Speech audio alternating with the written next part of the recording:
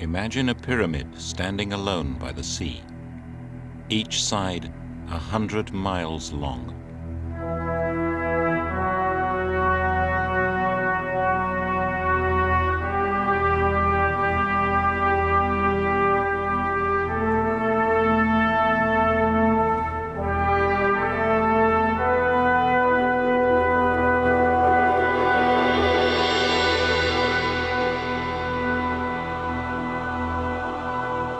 It's a mountain, nearly 4 miles high.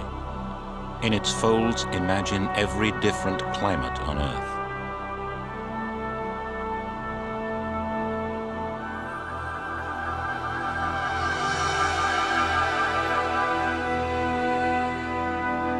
This is the Sierra Nevada de Santa Marta. The people hidden here call the Sierra the heart of the world, and themselves the elder brothers.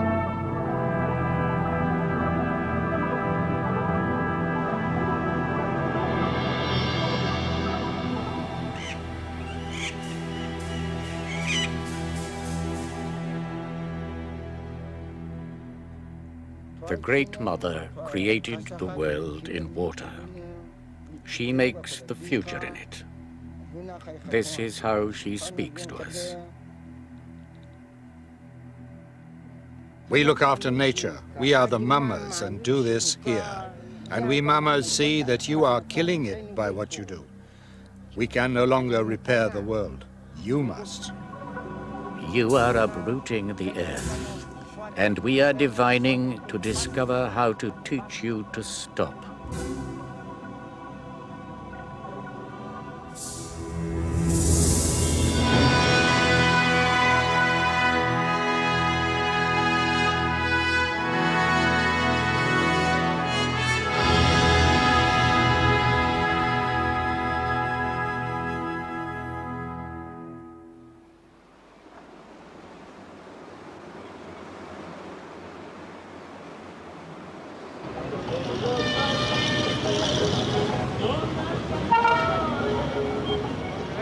Santa Marta, on the Caribbean coast of Colombia, sits at the mountain's foot. It was founded by the Spanish in 1525.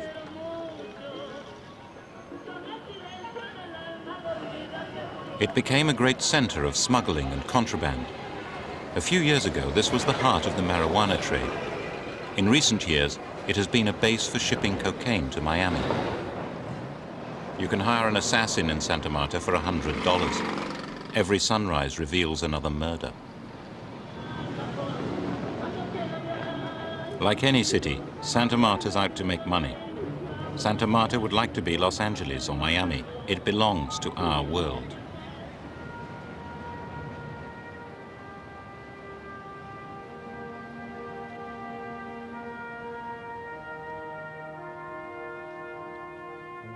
Once there were Indians here who dressed in gold. They had orchards, fields, and cities.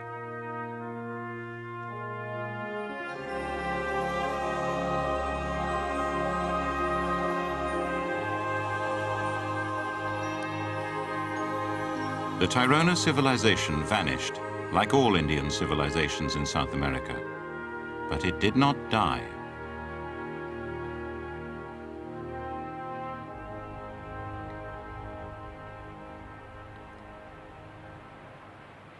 "400 years ago, they withdrew for safety into the heart of the world. The children of the Tayronas still have their cities, their roads, their orchards. And from the hidden folds of the mountain, they have watched our civilization in silence. But now, the descendants of the Tayronas have summoned us. This film is their first message for centuries.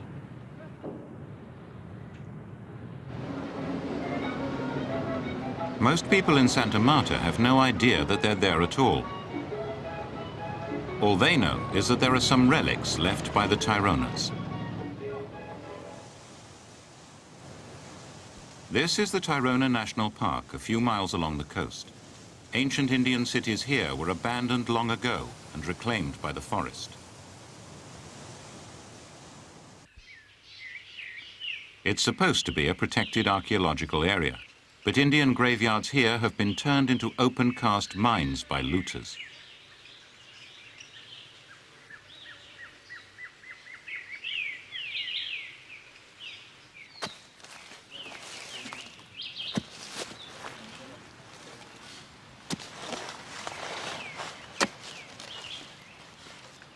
This man is a tomb robber, probing the ground for the feel and the sound of pottery. He's called a huaquero. Huaca is an Indian word for a religious object. Perhaps once a year, an experienced huaquero strikes gold. And if he's exceptionally lucky, he can make £10,000 for his year's effort, which is more than he can earn any other way, except through trading in drugs.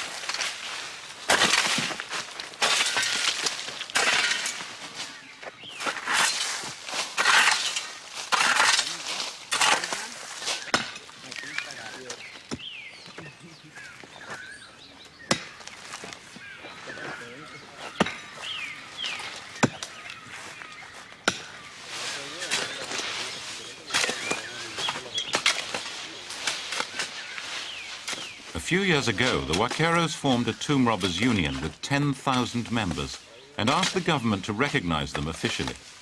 They were turned down, and today they protect their rights by more old-fashioned methods. If you want to be shot dead in a hurry, dig a hole near Santa Marta. The law has no power here. These robbers are working in full view of the public.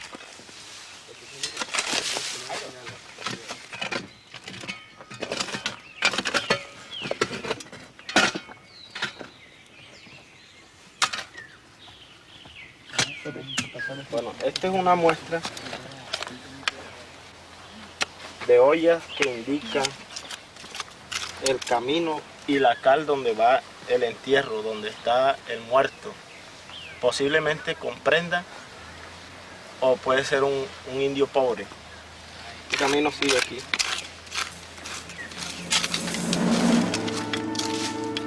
The path is a finger that sometimes, very rarely, points to gold. We shall see.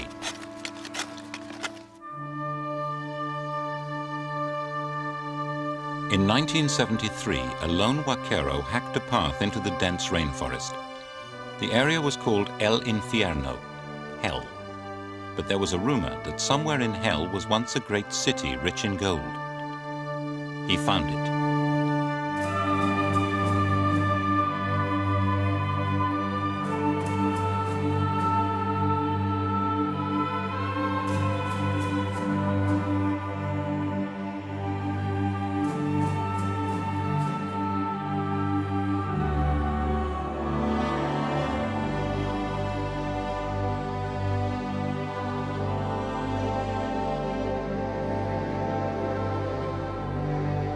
The huaquero had found a monumental ceremonial city. But what was it? How did it die? Today it's known simply as the Lost City.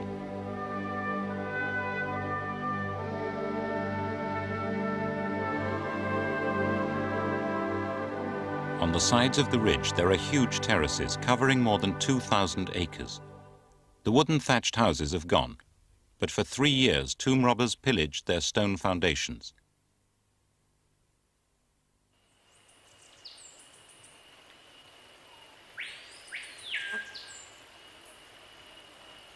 Unbelievably, it was only 15 miles from Santa Marta. But there were good reasons why it had disappeared. El nombre del infierno pues fue puesto por lo duro, lo fuerte para venir aquí, para dormir, para cocinar, para todo era muy duro, muy fuerte. Uno pues en ese tiempo era demasiado duro para aportar los alimentos, para cocinar. Había personas que pues se interesaban en venir aquí, llegaban aquí sin alimento. No había material de vegetal, o sea, leña para cocinar.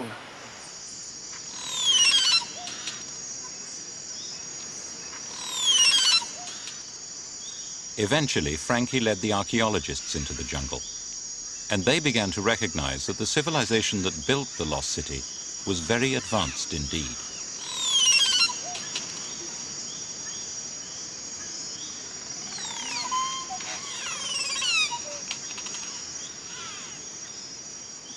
Archaeology actually is just a translation. It's a translation to Western mind of what Indian mind wanted to express. Now, if the question is what the Indian mind wanted to express building this city, I will say that they wanted to show that it is possible to have a good density of population in a very beautiful environment like this one without destroying it.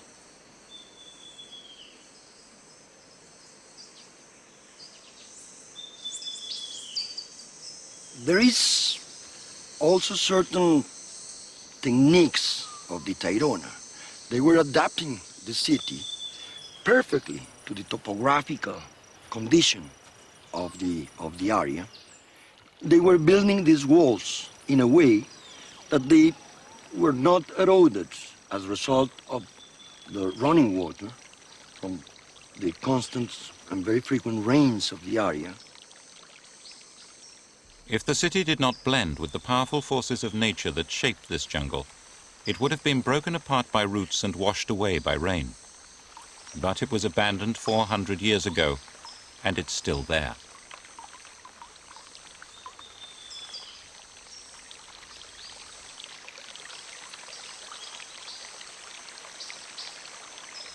The paths and stairways carry away the water without damage, and they also link the city into a network of roads covering the whole mountain.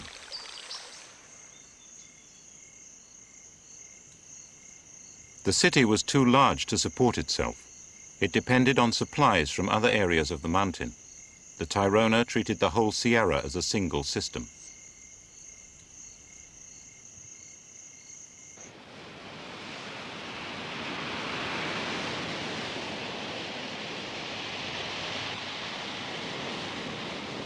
The Sierra is a copy of the whole planet in miniature. At the edge of the sea, it's in the tropics. It's very hot and very lush.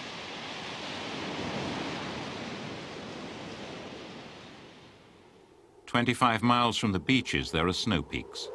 Here, the climate is Arctic, the temperature never rising to zero. Every range of temperature and every range of rainfall. Parts of the Sierra are desert.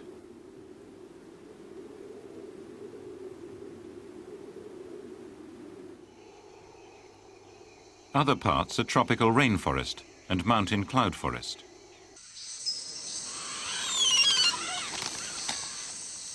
Almost every animal and every plant from anywhere in the world can find a home somewhere in the Sierra. Only the birds can leave. Everything else is trapped in the pocket environment that suits it.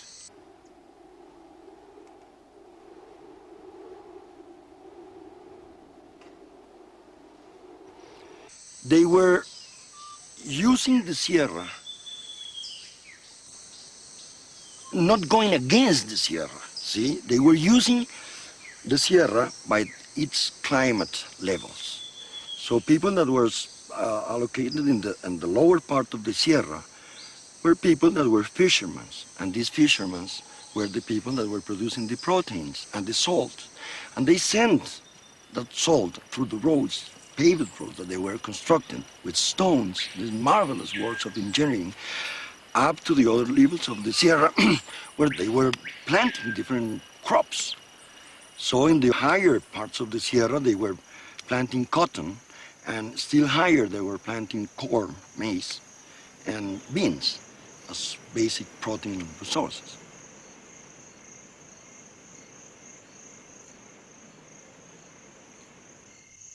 The whole Sierra was farmed and structured. Almost every slope has been terraced for planting.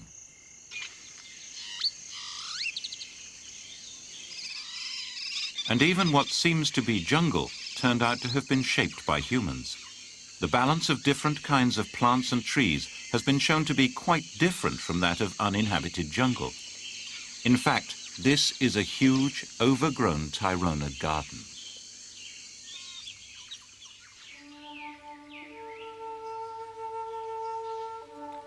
By the roadside, at the entrance to the lost city, there's a carved stone. It seems to be a map of the complete system covering the whole mountain massif. But although there are many ancient roadways, they do not fit the map. The map stone is clearly important, but what is being mapped?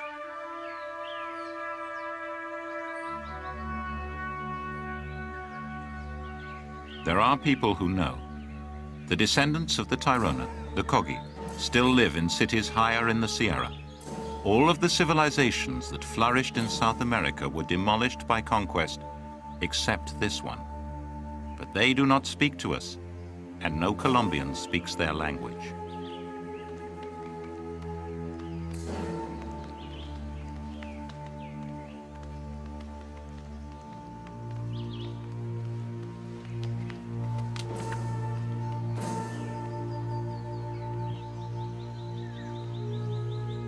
The Kogi do not like strangers walking their roads. They call us, the younger brothers, children who do not understand how to take care of the world.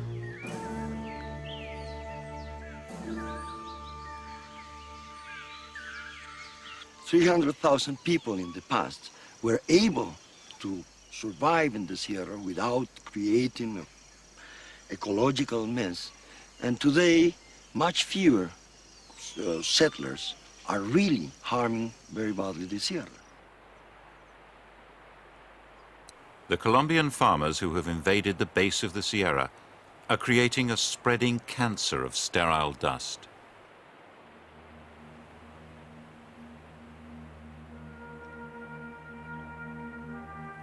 But neither the original conquerors nor modern farmers have ever colonized the higher parts of the Sierra.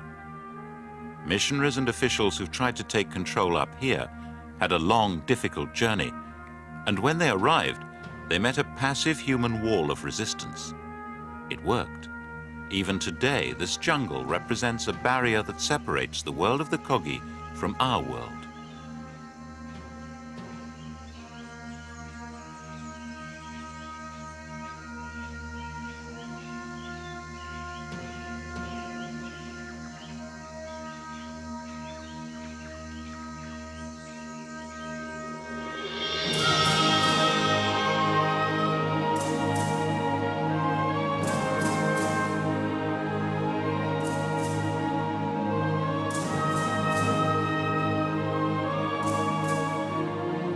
Here there are still towns without the wheel, farmers without the plow, educators without the written word, priests who have the power of government.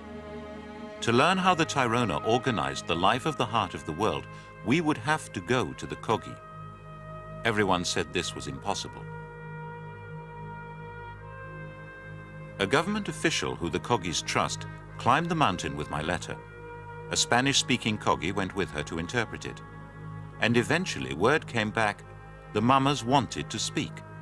They said they had a message to give to the world. We would not be allowed to see everything or to learn every secret. We never learned anyone's real name. Everyone is known by a Spanish pseudonym.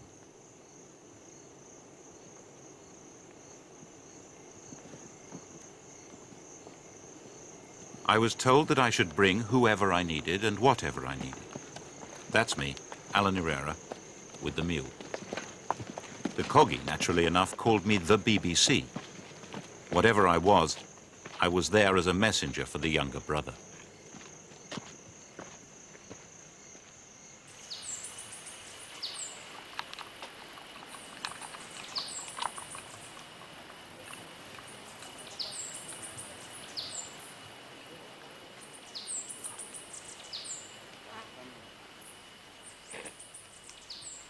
In the beginning, the Great Mother divided up the earth. She sent you far away, far away, far away. And in this place, she put us. Then the younger brother came back again to this side of the world. He came back again. And he started to destroy, and he started to kill us. So now you've reached here. The younger brother is at the gate of the elder brother. We would like guards to keep younger brother out, like the beams that held our bridge. Each of these wooden supports is like one of the 9 worlds. They should keep us apart, apart, apart. Yes, yes, they should. We want you blocked from crossing over. We do. Younger brother climbs, and we retreat before him. He has taken our lands below, but the lands above are closed to you. It was said long ago to the younger brother that he should stay in his place over there, but he never listens. Still, he keeps on coming and trying to get in here. So now he must stop right here. Isn't that what the mother said? Just once. You will come through the gate.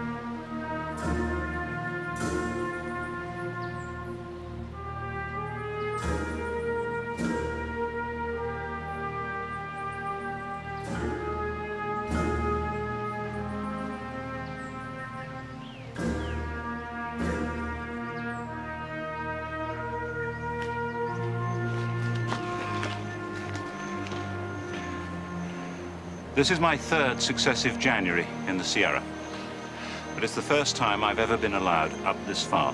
Up to now, I've been kept in frontier regions, and all our filming so far has been in a frontier region. But up here, now we've crossed that bridge, we are in Kogi territory and about to enter a city, a large town at any rate, which has been occupied continuously since before the conquest, which is built on Tayrona foundations, which is a functioning Tayrona city. We are now entering the last functioning civilization of pre-Columban America.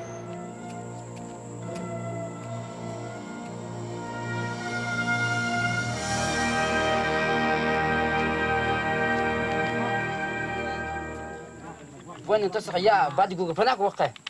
Va de ich inge noch nicht tamat jahan ticken to kinardo. Jetzt mit dem gebe heute kike was gerade quasi nada. Ich inge mir gebe sagen inge eingang mein tamam min qadar go zaqan shaqwanki. Hey gun inge ay dole shipan inge. نقاش منكو. Bueno, entonces ya asqati وقع. هيدا مديك من دعوتي مديك شو تقول وش ما يمكن جانك مقبلك يجي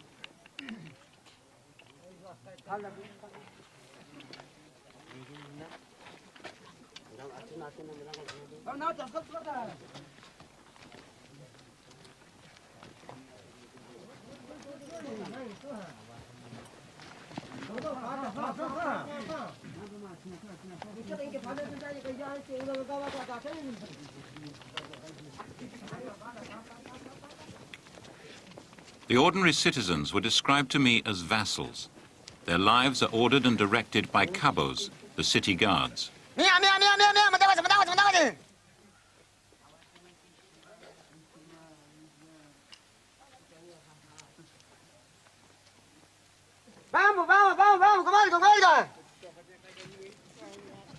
They control what comes in from the outside.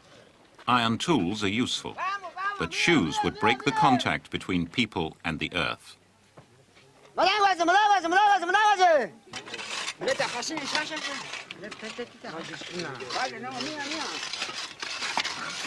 Cabos are drawn from the vassals. They're appointed by the priests, the mamas. They take their orders from a commissioner, also appointed by the mamas. All, mamas, commissioners, and cabos, are confirmed by divination.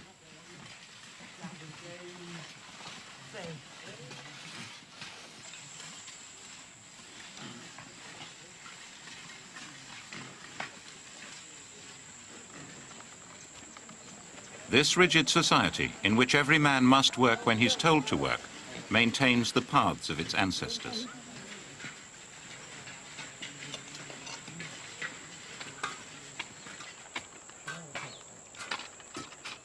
Mama means the sun. The mamas are the enlightened ones. They watch over the community and maintain its purity.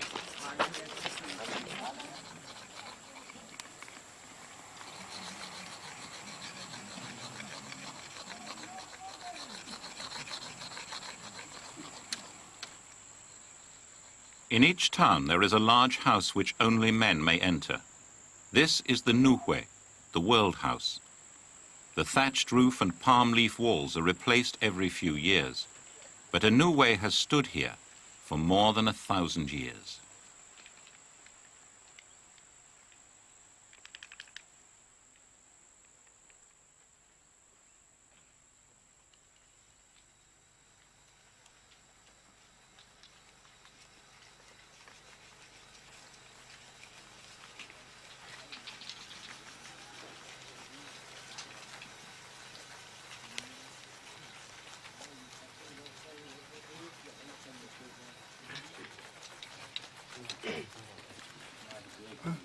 I'm here. We all are here to give a warning. I'm speaking on behalf of us all, to send out a message to all the younger brothers, and I'm going to have to say it in a way that they can understand.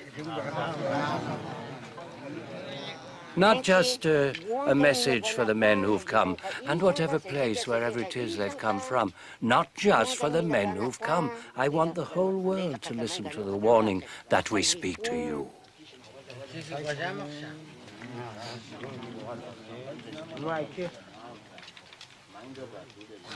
She taught.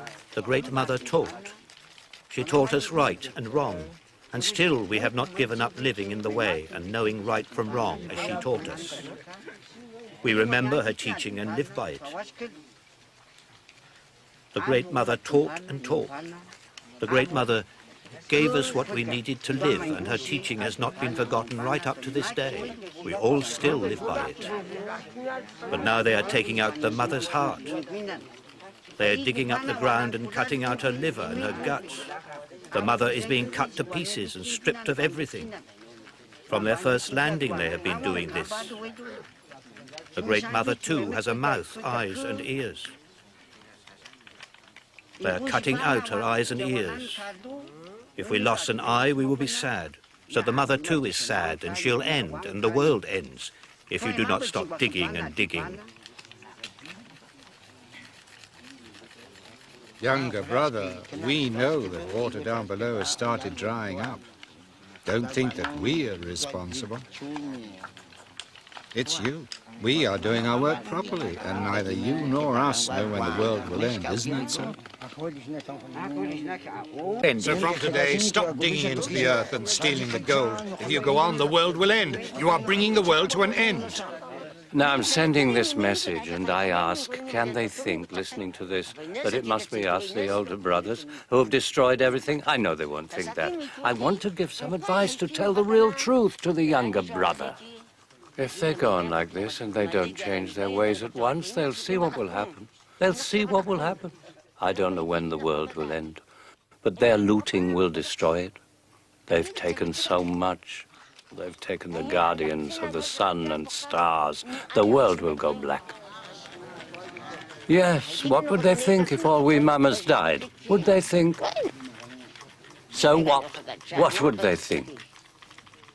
If that happened and all we mamas died and there was no one doing our work, well, the rain wouldn't fall from the sky. It would get hotter and hotter from the sky, and the trees wouldn't grow and the crops wouldn't grow. Or am I wrong and they would grow anyway?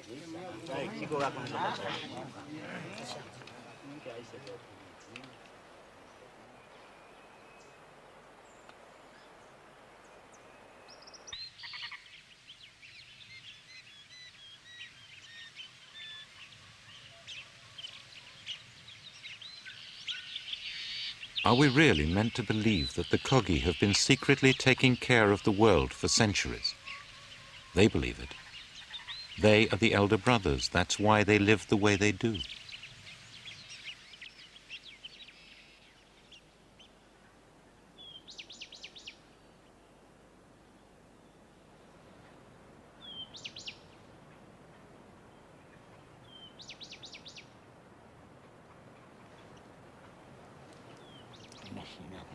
This boy of 18 is being initiated as a man. Dried leaves of the coca bush, tended and picked only by women, eaten only by adult men, will numb his mouth.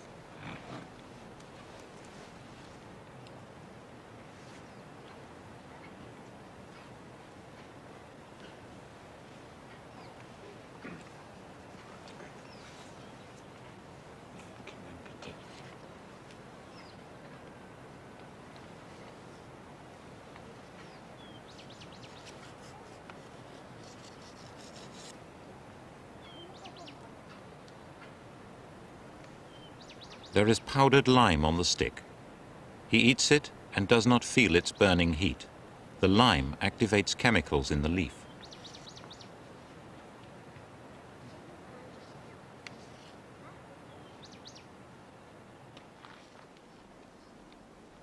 They believe that natural coca civilizes men.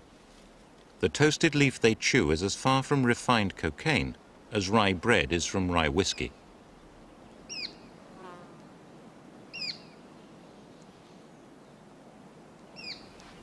It has been a food for thousands of years for Native Americans, giving them important vitamins and enabling them to endure long periods without food and sleep. Adult Kogis reckon their normal life expectancy as 90.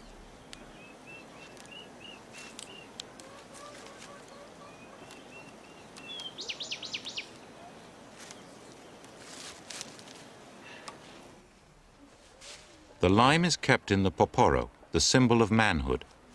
This gourd may look like a penis, but it represents a womb. They refer to it as both a safeguard and a woman. The lime-covered stick, representing the male part, is wiped on the top, building up a disc of hardened lime on the rim. Unbalanced masculinity, without this image of both sexes working together, would be dangerous. The poporo is the mark of civilization. Eating from it reminds a man of what he is and keeps him in harmony with the Great Mother.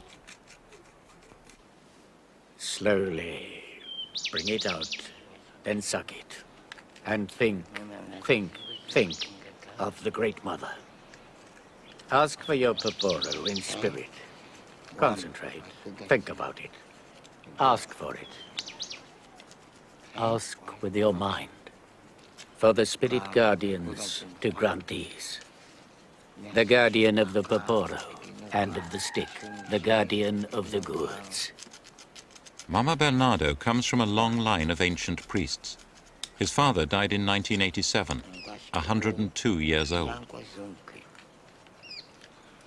You mustn't give up using the poporo and eating coca, now or in the future. Otherwise, you're not a man and can't be married. You should think about all this, about the poporo and what it means. It's a woman. Now that you can use it, you can take a wife. You can take a wife, but you've got to think carefully. When you were married and you have a woman, you have to look after her. You have to work for her. You mustn't ever hit her or mistreat her.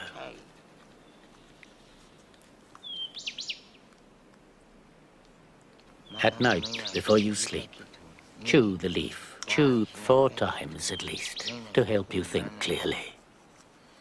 And think what you're going to do the next day. What things need to be done and how you're going to do them. Think it through.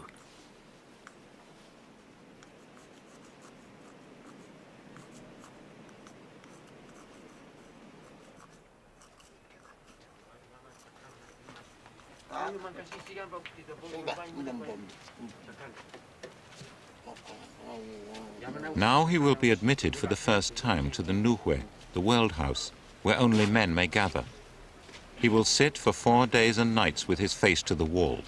He will neither sleep nor eat. He must listen to the teaching of the town officials and elders.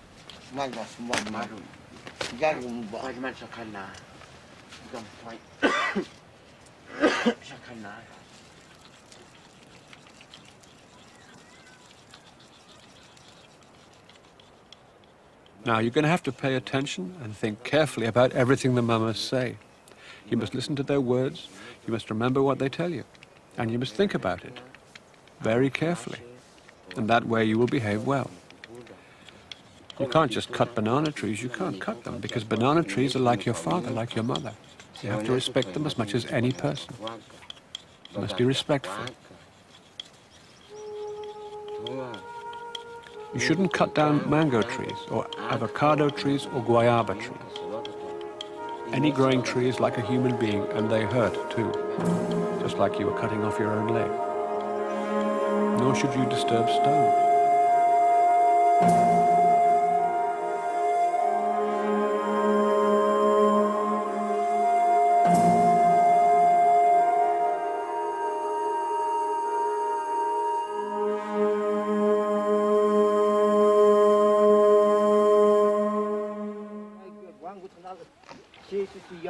Ramon Gil is the person who the Kogi are using to explain their teaching to the world outside.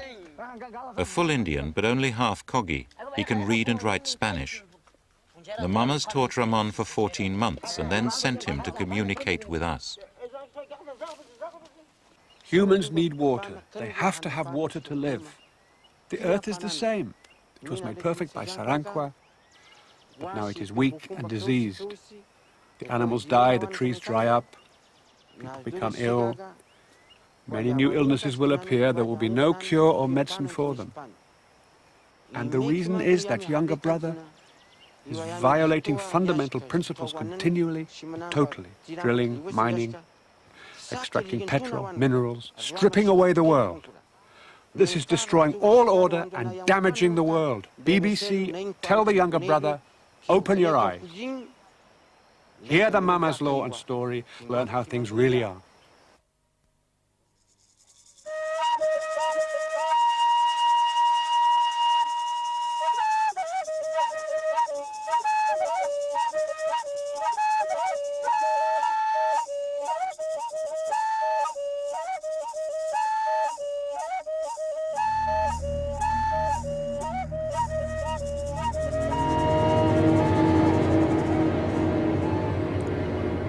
In the beginning there was blackness, only the sea. In the beginning there was no sun, no moon, no people. In the beginning there were no animals, no plants, only the sea. The sea was the mother. The mother was not people. She was not anything, nothing at all. She was when she was, spirit. She was memory and possibility. She was a Luna.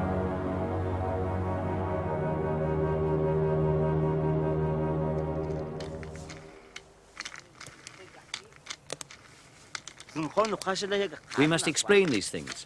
We shouldn't threaten or insult, but it's good that we speak.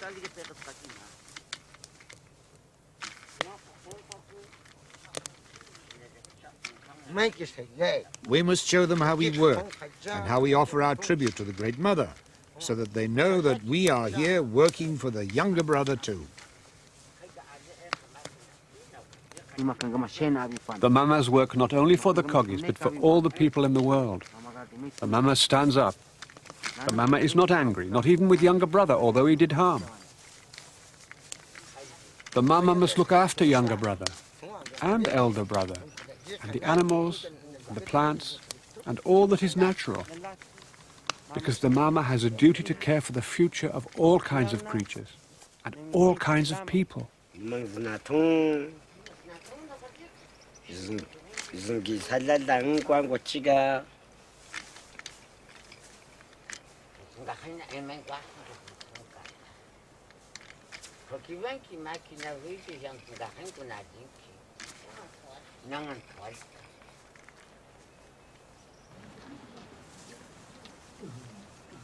The mamas want to teach us how the world was made.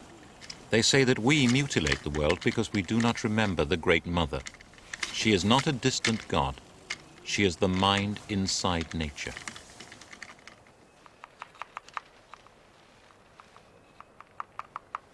Where does the idea of Earth come from?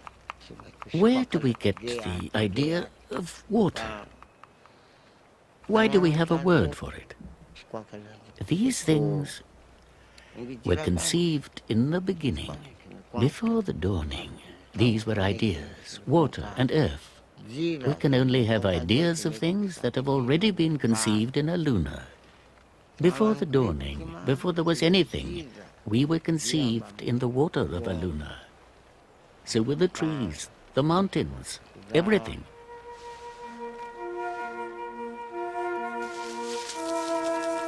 And then the mother began to spin out her thoughts. She heaped up a spindle before the dawning, and the mother spun 9 worlds. She gave birth to 9 daughters.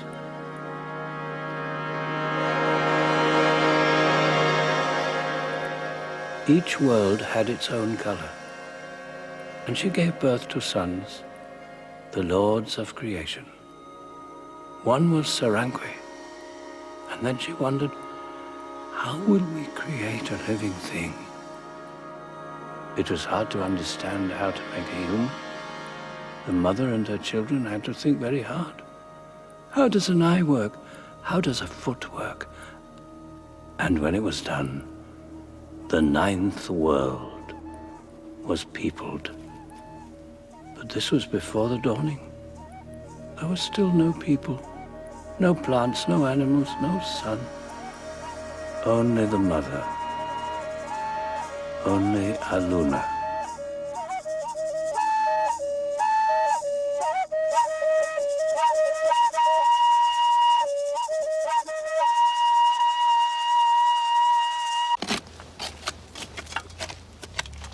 At the foot of the mountain, tomb robbers are plundering the graves of the Kogi's ancestors, the Tayronas.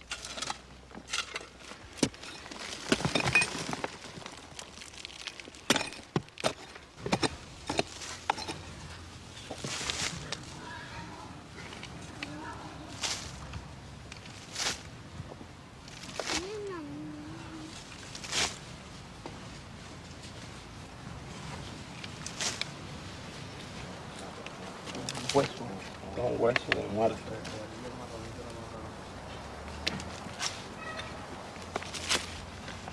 The jar is a womb of clay for the dead.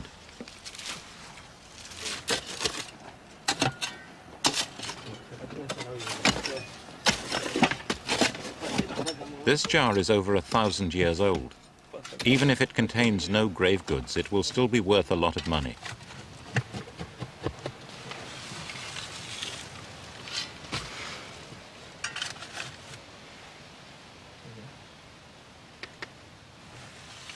¿Caracol? Sí, caracol. Burgaos.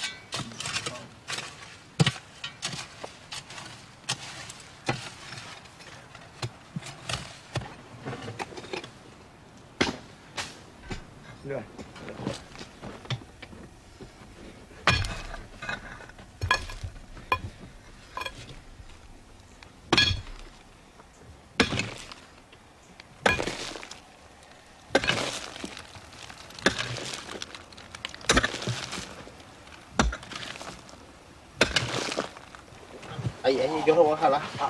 Lo voy a llevar toda. Vamos a subirla.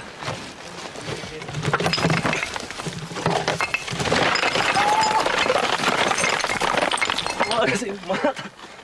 ¿Te das cuenta?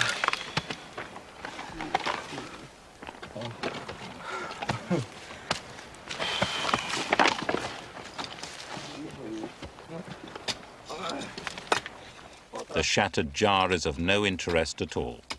These men are not academic researchers.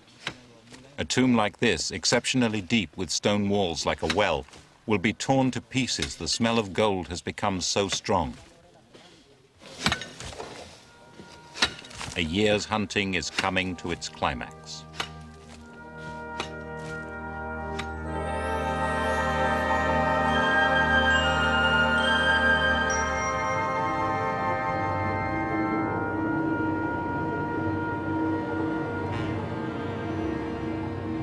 The mother bled. She had her period. She was fertile, and the world was fertile.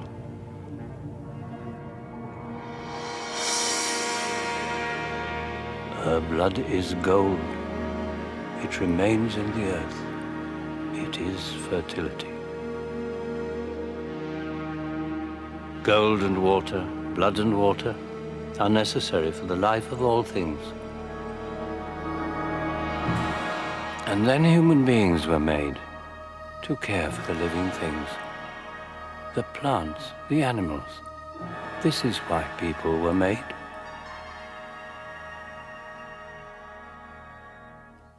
Oh, are you going to film me weaving again? Yes, they've come to learn,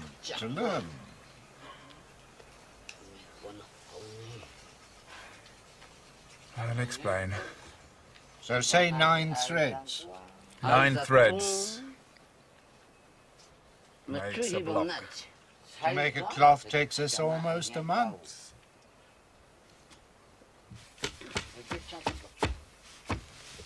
We don't ask them how to weave, do we? We don't go over there and say, show us. If the cameraman breaks my shuttle, I'll hit him.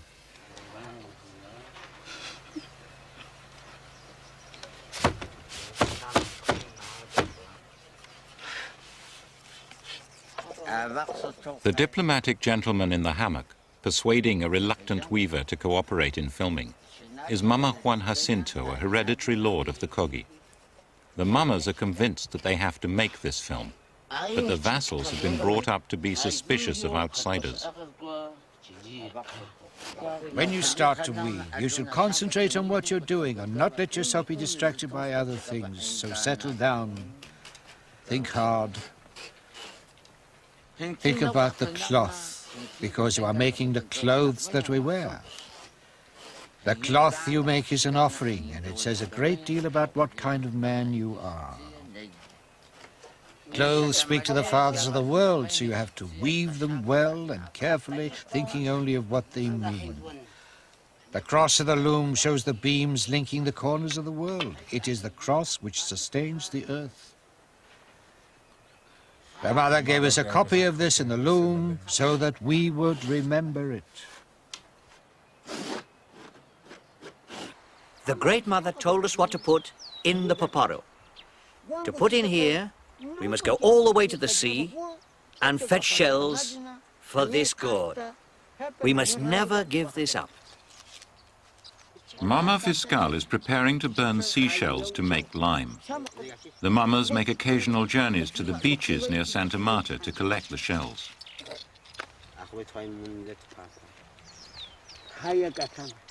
The uprights are called cabos, guards. They defend the order of things. All Kogi life is enclosed by this order.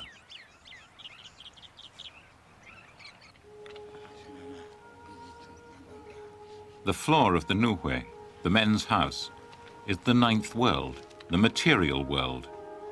The wooden guards in the house, supporting men's hammocks, suspend them between this world and others.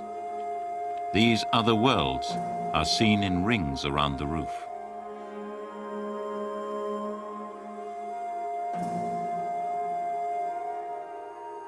At the center, everything descends from the cross beams on which the universe was built. This order is built into the fire. 9 shells for the 9 worlds, the 9 children of the Great Mother.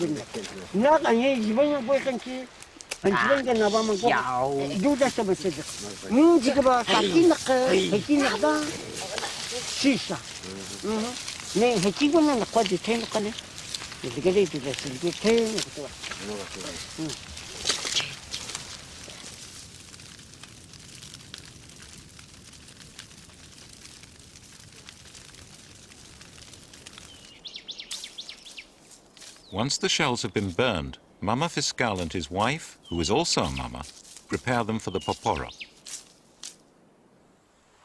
My wife and I now bless the shells while putting them into this gourd and pouring water into it.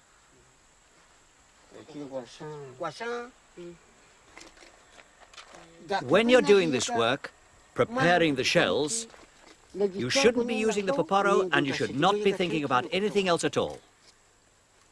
The Great Mother told us that we should never quarrel with women and we must always treat them well. Because women, the mother, taught us this. Now, put it in the pot, and when it's gone in, you can add the water to it. There.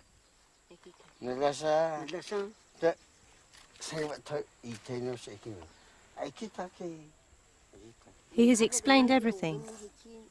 You should be thinking how it was that the mother gave it to us in the beginning. The mother gave these things to me, too. I still know. I haven't forgotten what the mother taught. And the younger brother mustn't think that women don't know. I am a mama. I know how to give a boy his poporo.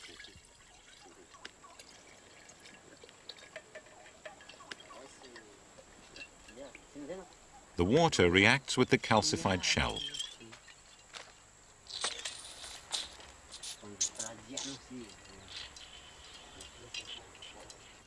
The Mama says in our history, Mama says that here in this land, there was only and everywhere throughout the land the elder brother, all following the words of the Mama, and knowing all that a payment must be made for whatever we take from the land. This applies to everything. Not even the air we breathe, nor the water we drink, for all of it, of nature or machines, when you take, you make a payment. But then Sarankwe created a younger brother. He didn't listen. He did not understand. He would dig in the earth, tear at the earth, wound the mother.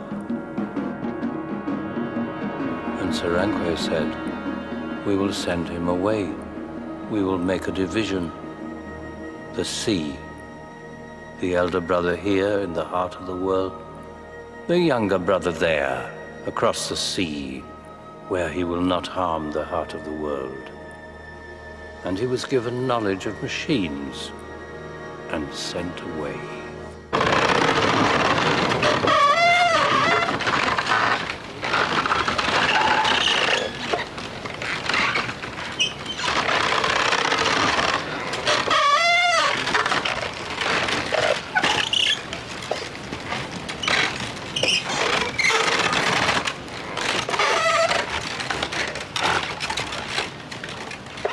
The sugar press, like the sugar cane they grow and the horses and cattle they keep, had no place in the world of their ancestors. All these things came when the younger brother crossed the ocean to return, as the Kogi believe, to this original Eden.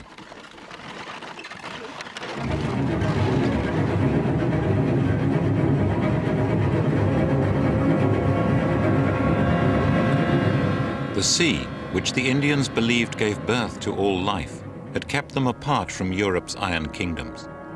But the sea carried ships. They landed in 1514, and their commander had a document read out on the beach. I assure you that with the help of God, I will make war on you in every place and in every way that I can. And I will subject you to the yoke and obedience of the Church and their highnesses. And I will take your persons and your women and your children, and I will make them slaves. I will take your goods, and I will do you all the evils and harms which I can.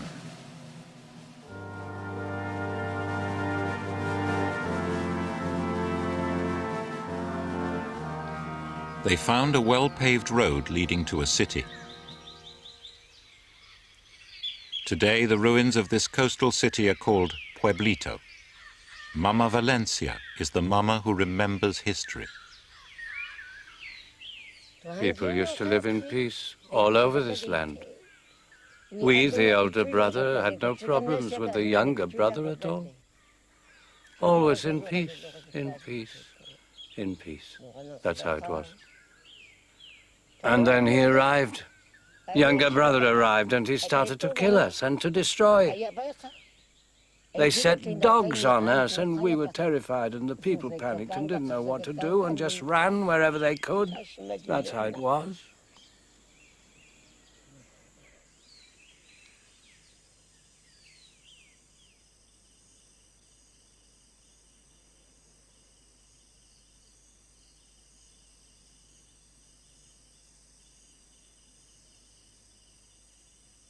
Our bags as we ran and scattered everywhere. Falling, scattered. Our finest things. And when we stopped and we looked, hey, everything was gone. Nothing left.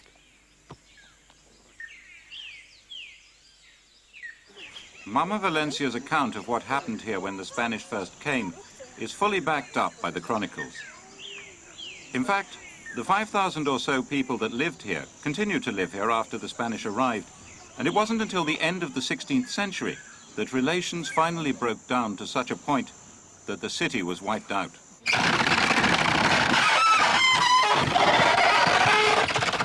The Spanish settled on the coast and used Indians to work their farms.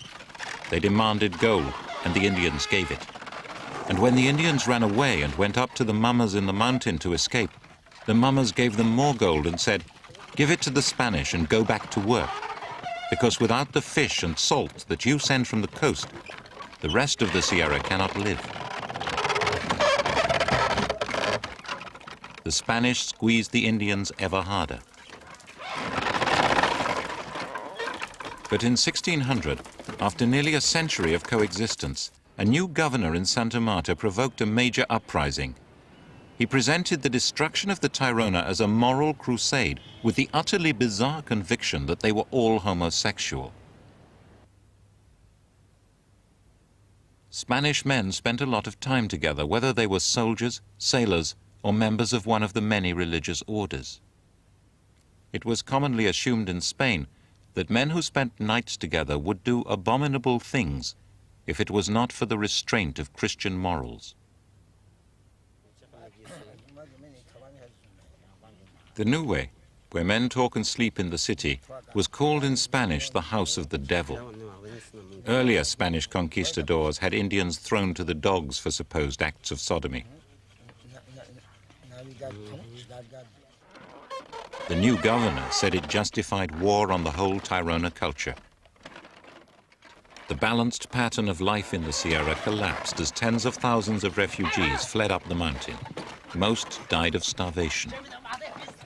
We lived in peace over this whole land, and I ask myself now, how could they have come here? How could they have done these terrible things?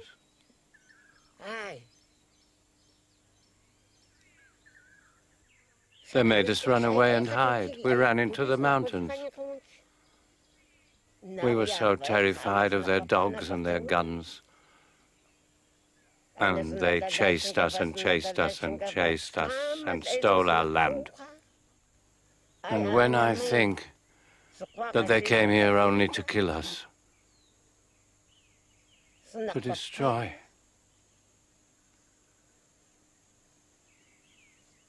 No, no, no, no, it's unbelievable.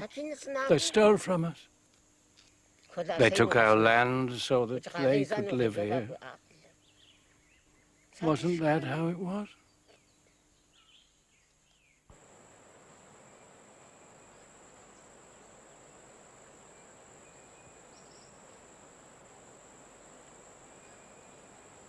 The refugees fled to smaller cities high in the mountain.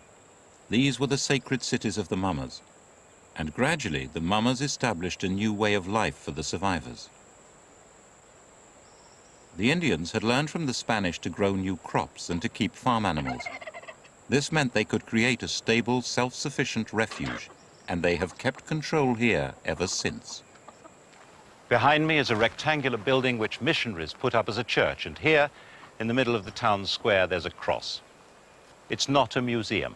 It has been changed by the outside world, but what's remarkable about the Kogi is that they've decided what to accept and what to reject. They allowed the missionaries to come, but there's never been a single Christian convert. They accept iron tools, machetes, spades, but they refuse to wear our kind of clothing, and they refuse to accept writing. They refuse to accept anything which would damage the organization and the spiritual and intellectual ideas that control their world. The Kogi are farmers like their ancestors. Husband, wife, and children maintain a number of farms in different zones on the mountain, growing a variety of crops. Most of the time, the towns are deserted. Everyone is on their farms. The mummers do not permit fields of a single crop. Farms must be carefully balanced plots. The family are clearing the undergrowth for new planting under the trees.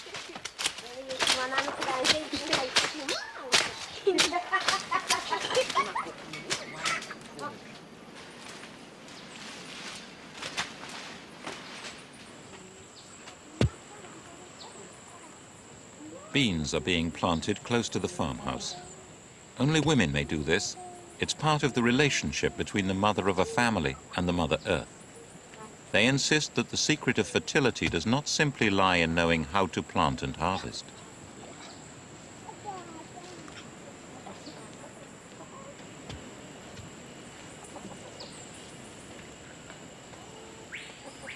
Everything we plant must be blessed. They must be helped to grow. Beans, corn, they all have guardians. Fruit trees too. They all have guardians. They all have guardians. We must ask the guardians permission. If we didn't do that, then if crops aren't blessed, how can they grow properly? They dry up and rot without it. That's how it is. A family farm always has two houses, one for the man and a separate one where the women and children live. Babies are conceived in the fields, never in a house.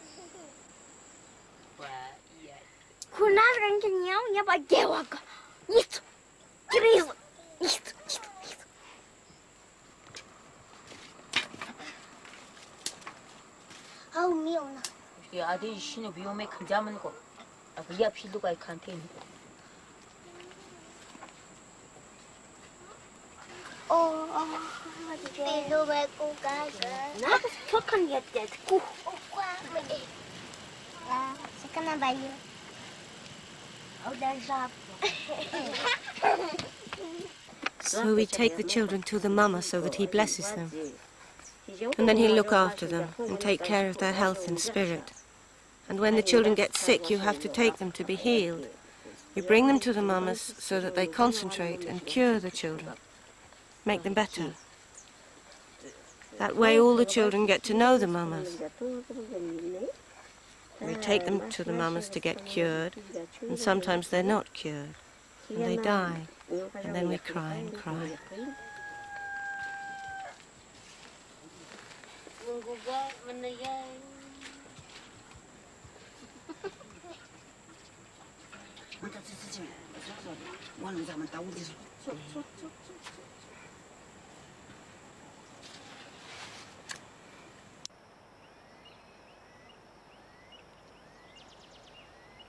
The mamas tune themselves to Aluna, the inner reality of the world. And they have a very different kind of upbringing, from infancy. They're selected by divination and taken away. Mama Bernardo started his education late. I'll tell you what it's like. When I began my education, I was only a boy, this big, up to here. I was just a child. They brought me up and they trained me to be a mama.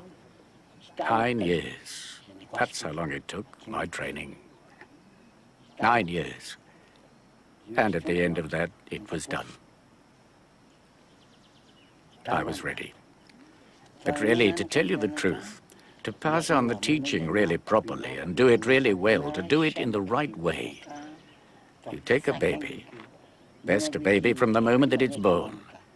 Then you take it away and you keep it in a new way. To make a mama like they used to, then you have to take the child as soon as it's born, and from then on you keep it shut away.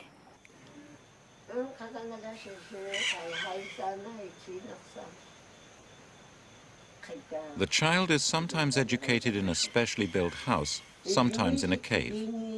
It learns to meditate on the Great Mother and on other spirits who come from the Mother, the guardians of all living things. These must be helped and cared for because they nurture the world. They must be given nourishment, represented by offerings of fragments of thread and leaf and stone.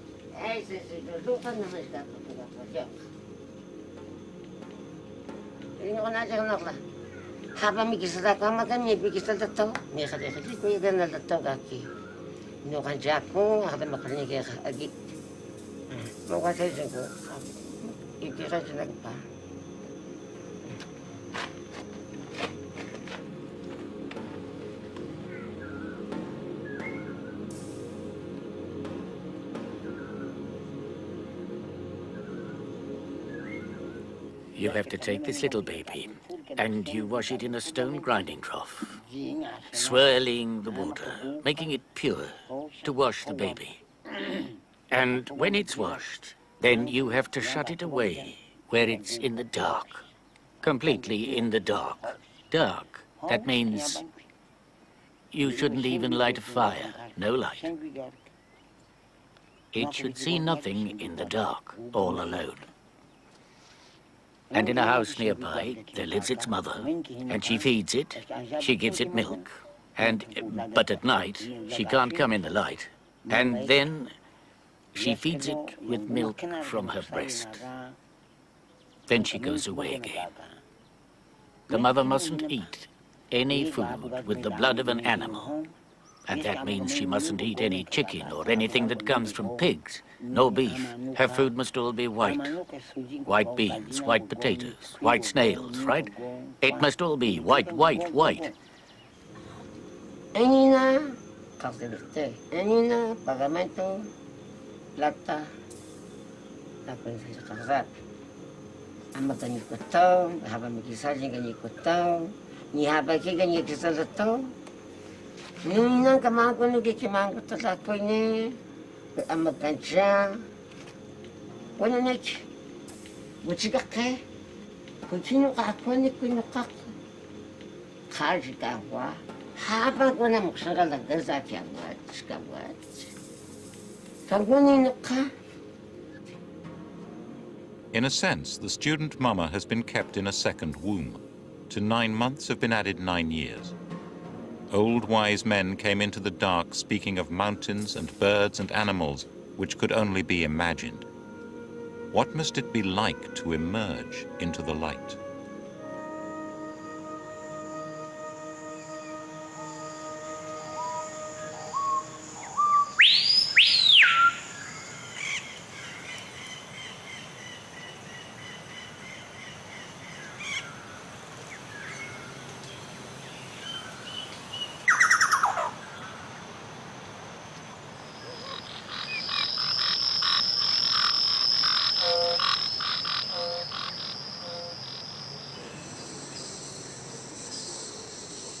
For all his life, the child has known the world only as an idea.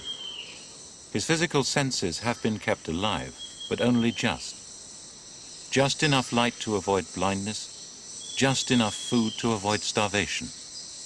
But no meat, no salt, only lukewarm water to drink. And now, in place of the world he has imagined, he sees the world created by the Great Mother. He could not have imagined the grandeur or the detail.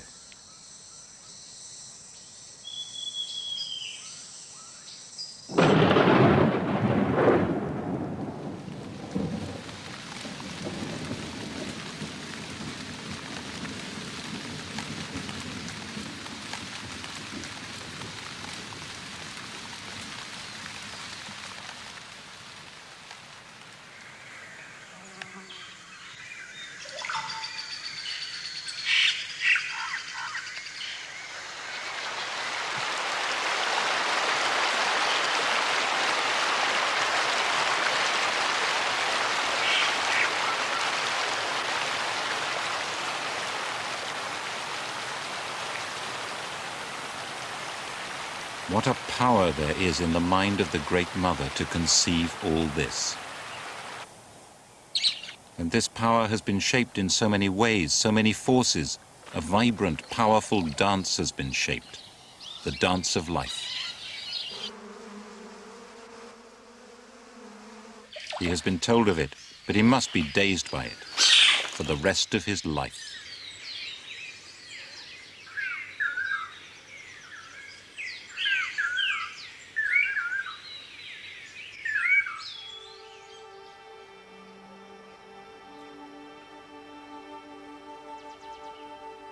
The mama has to work in a world visible only to the mind's eye, the world of Aluna. The offerings he learned to make in the dark are now made in the light of day, creating harmony in the spirit world and in this one. The stone paths of the ancestors are traces of the spirit paths which the mamas walk, in a space we do not understand.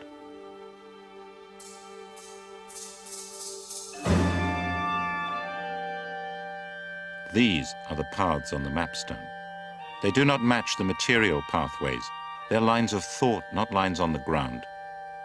But there were points where the two worlds used to meet.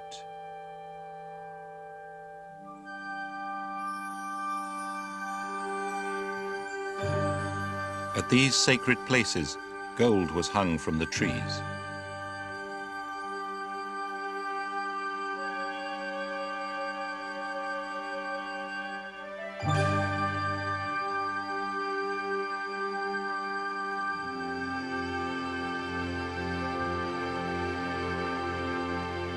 Immortal gold carried the mystery of life from Aluna into matter. Humans could make this journey by meditating on the gold and dancing with it.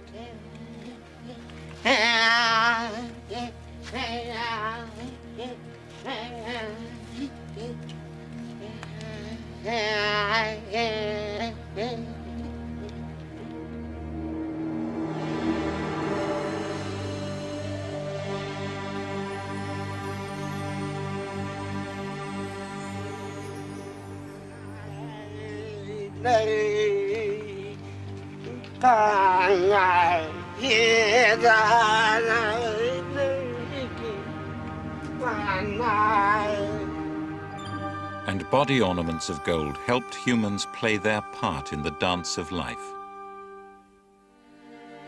Today, these objects sit in museum displays, without meaning and without function. We know nothing about them.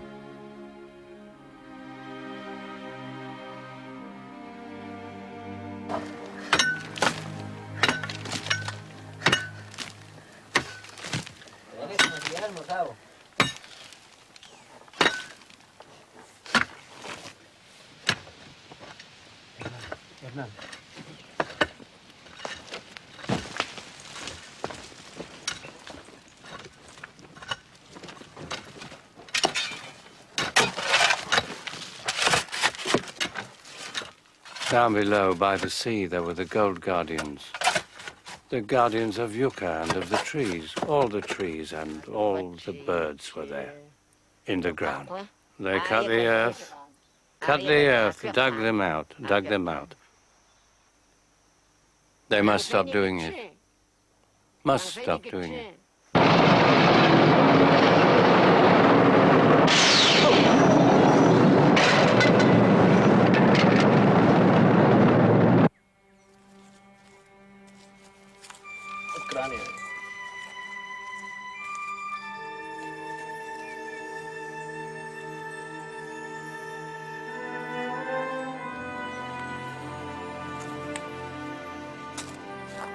We once had golden bowls for divination, gold images, gold oracles, all these things.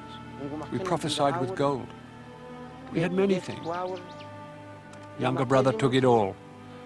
So now we sorrow, we're weak, and see the earth is decaying, it is losing its strength because of your greed. You take gold and all the minerals out of the earth.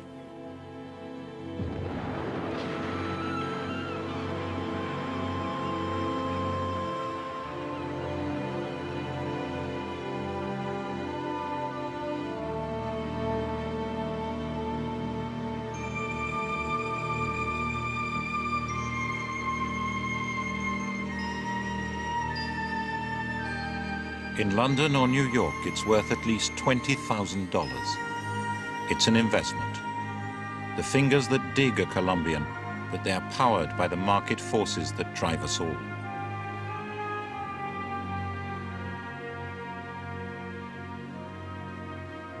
The Kogi believe that the sacred network that keeps the earth in balance is being torn to shreds. In desperation, they had to find a way to warn us. That was why Ramon was told to learn Spanish. You understand, we always had our own organization here, comisarios, mama, cabo. But the older brother, to consult or to present our problems before the government, and to get them to help the community of indigenous Kogi, that needed a new organization.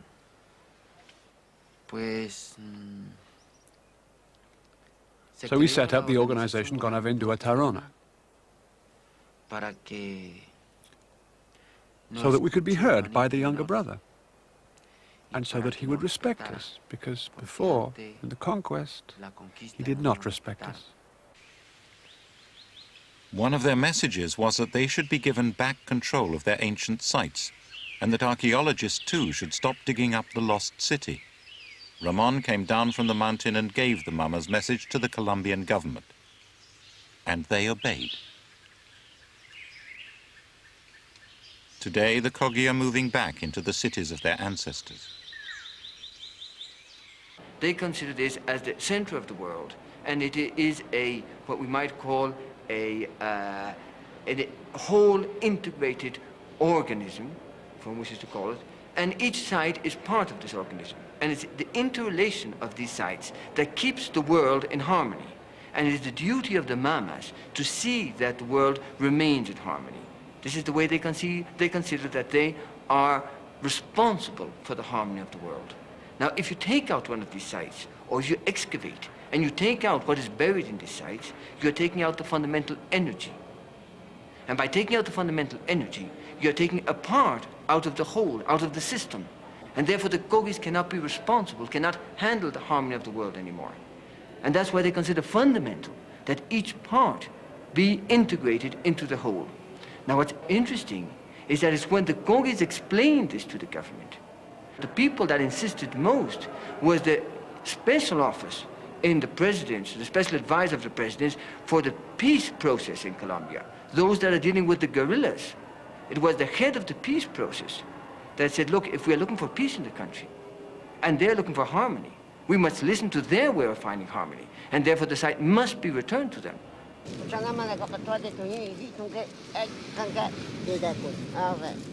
So Gonavindua is now growing, and it ought to grow, so that everyone in the world, both internationally and here in this nation, will show respect to the organization Gonavindua, and will not disturb any more the native Kogi, the Mama Kogi. Because when the Mama is concentrating deeply, he doesn't like to hear the sound of airplanes. He doesn't like to look up because he has to concentrate steadily for 9 days. He concentrates without eating anything. But nowadays this sort of thing can't be done.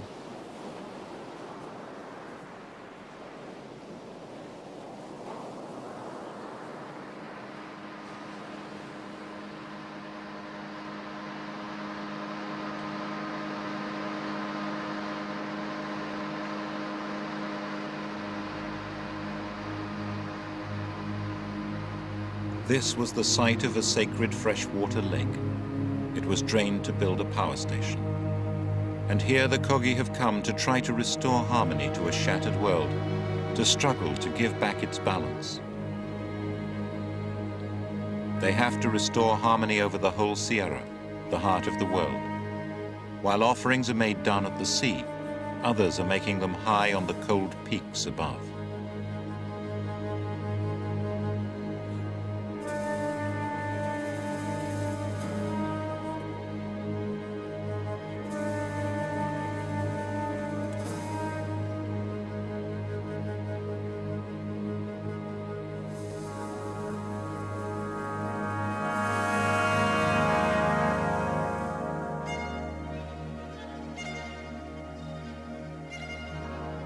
As they approach the ocean, they turn, recalling the spindle from which the original thread was spun, and to which they still cling.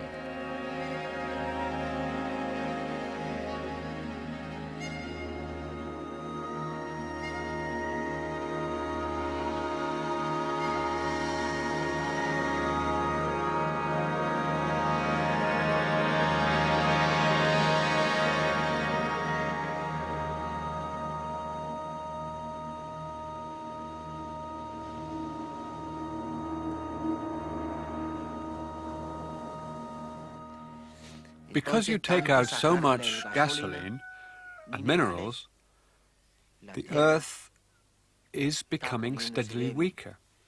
And so the mama has been thinking, what can we do to make sure that the younger brother fully understands? Because the mama says that it's very difficult for the younger brother to listen well and to hear. But it will be even harder for him to give things up. But he's going to have to learn. Younger brother must listen carefully to the history of the mama, the law of the mama, the beliefs of the mama.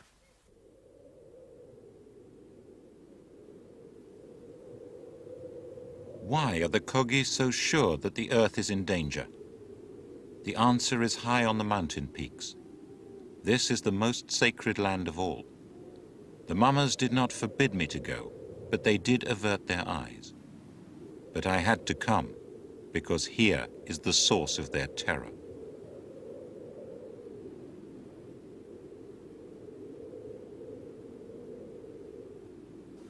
This is our last day in the Sierra, and it's the highest point that we're going to reach. This is the tundra, what they call the paramo. To the Kogi, this is the most sacred place of all, because this is what fertility depends on. The most important payments that they make to the soil are the ones which are carried down from here to the sea, and from the sea back up here. They mirror a natural exchange, a water cycle on which the whole fertility of the Sierra depends. This is where the rivers are born, as meltwater from the snow and the glaciers flow down to the sea through the forests and jungle. And that water comes back in the form of clouds, whose water is deposited here again. The whole life of the Sierra depends on this region. Around here, it's yellow. It should be green. These little bushes once covered the whole area. Now, they're perishing.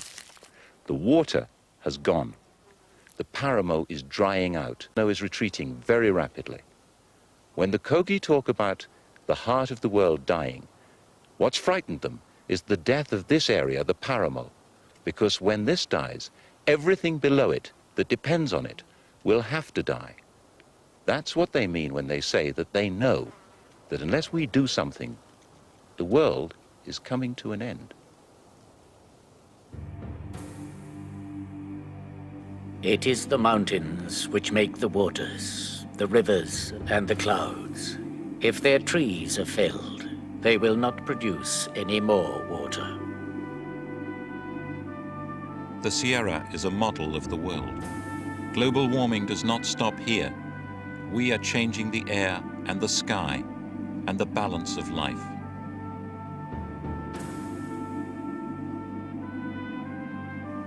They have taken the clouds from the paramo. They have sold the clouds. We know what is happening, and we're all in agreement. The world does not have to end. If we act well, the world can go on.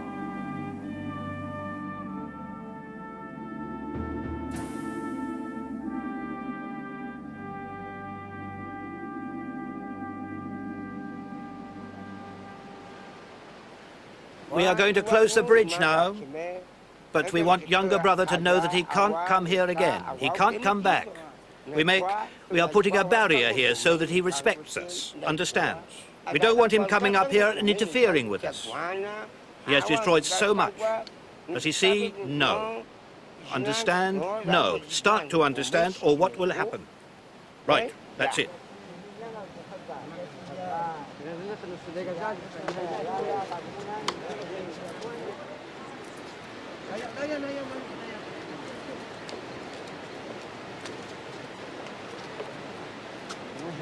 No, so